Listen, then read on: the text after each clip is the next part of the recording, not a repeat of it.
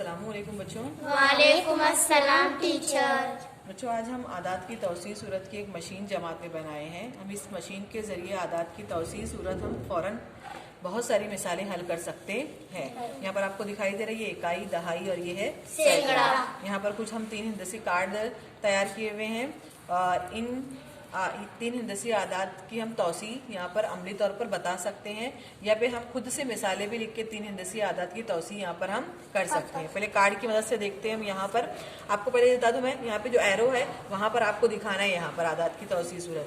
यहाँ पर है 268 है ना। यहाँ पर हम 268 की तौसीह हमको करना है, तो यहाँ पर हम सैकड़े के मुकाम पर यहाँ पर है 2, तो यहाँ पर कितने पर लाएंगे? एरो की जगह पर इसको 200 पर लाएंगे। यहाँ पर कितना है 60, कितने पर लाएंगे? 60 पर।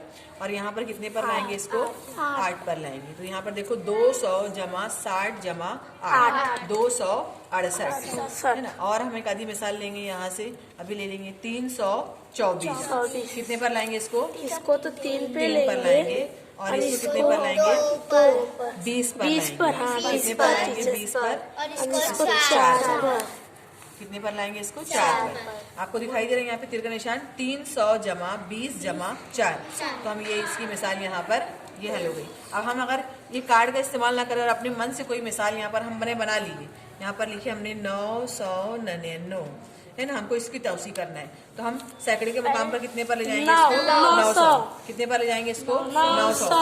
और दहाई में 9 दहाई मतलब 90। वेरी गुड, 90 पर ले जाएंगे। इसको 9 पर, इसको 9 पर ले जाएंगे।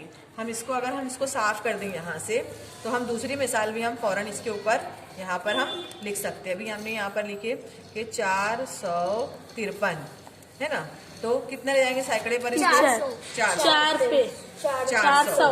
कितने पर ले जाएंगे? 400। और 5 पर कितने पर ले जाएंगे? 50 पर ले जाएंगे।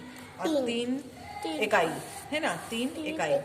तो यहाँ पर दिखा ये 400 मतलब ये 400 जमा 50 जमा 3। तो हम आसानी से, बहुत आसानी से इस आदात की तौसीह सूरत की मशीन के जरिए हम आदात की तौसीह 3 हिंदसी आदात की बना सकते हैं और उसको अमली तौर पर हम क्लास में इसको हल कर सकते हैं।